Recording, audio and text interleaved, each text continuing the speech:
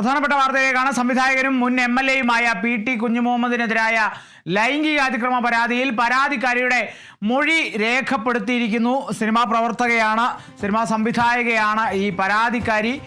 Thiruvananthapuram judicial first class magistrate കോടതിയിലാണ് ഇപ്പോൾ മൊഴി രേഖപ്പെടുത്തിയിരിക്കുന്നത്. പരാതിയിൽ കഴമ്പുണ്ടെന്ന് പോലീസ് നേരത്തെ തന്നെ വ്യക്തമാക്കിയിരുന്നു. അതിനെ തുടർന്നാണ് ഇപ്പോൾ ഈ മൊഴിയെടുക്കൽ അടക്കമുള്ള നടപടികളിലേക്ക് കടന്നിരിക്കുന്നത് എന്നുള്ളതാണ് മനസ്സിലാകുന്നത്. ഒപ്പം കുഞ്ഞുമുഹമ്മദിന്റെ മുൻകൂർ ജാമ്യ ഹർജി ചോദ്യം ചെയ്ത് നൽകിയ റിപ്പോർട്ടിലാണ് പരാതിക്ക് ആധാരമായ തെളിവുണ്ടെന്ന് കോടതിയെ അറിയിച്ചത്. ഈ മുൻകൂർ ജാമ്യ ഹർജി വരും ദിവസങ്ങളിലാണ് പരിഗണിക്കുക. മുൻകൂർ ജാമ്യാപേക്ഷ 17-നാണ് കോടതി പരിഗണിക്കുക എന്നുള്ള വാർത്തകൾ നേരത്തെ തന്നെ പുറത്ത് വന്നിരുന്നു. പരാതിയിൽ കഴമ്പുണ്ട് എന്നുള്ളതാണ് പോലീസ് നേരത്തെ വ്യക്തമാക്കിയത്. ഈ മുൻകൂർ ജാമ്യ ഹർജി ചോദ്യം ചെയ്ത് നൽകിയ റിപ്പോർട്ടിലാണ് പരാതിക്ക് ആധാരമായ തെളിവുണ്ടെന്ന് കോടതിയെ അറിയിച്ചത്. കഴിഞ്ഞ മാസമാണ് ഇത്തരത്തിലൊരു സംഭവം ഉണ്ടായത്. കഴിഞ്ഞ മാസം 6-ാം തീയതി ഹോട്ടലിൽ താമസിക്കുന്നതിനിടെയാണ് കുഞ്ഞുമുഹമ്മദ് മുറിയിലേക്ക് വിളിച്ച് മോശമായി പെരുമാറിയെന്ന് സിനിമാ പ്രവർത്തക സ്ത്രീ പരാതി നൽകിയത്.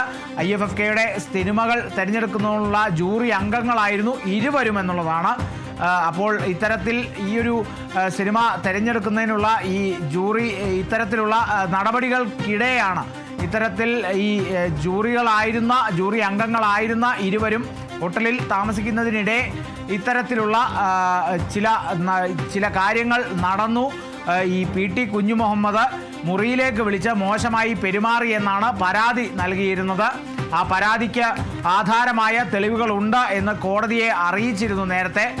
മുൻകൂർ ജാമ്യ ഹർജി ചോദ്യം ചെയ്ത് നൽകിയ റിപ്പോർട്ടിലാണ് ഈ തെളിവുണ്ടെന്ന് കോടതിയെ അറിയിച്ചിരിക്കുന്നത്. ഈ പരാതിയിൽ കഴമ്പുണ്ടെന്നുള്ളത് തന്നെയാണ് പോലീസ് നേരത്തെ വ്യക്തമാക്കിയത്. ഇപ്പോൾ ഈ പരാതിയിൽ ഈ സംവിധായകനും മുൻ MLA-യുമായ PT കുഞ്ഞുമുഹമ്മദിനെതിരായ ലൈംഗികാതിക്രമ പരാതിയിൽ പരാതിക്കാരിയുടെ മൊഴി രേഖപ്പെടുത്തിയിരിക്കുന്നു Thiruvananthapuram judicial first class magistrate കോടതി.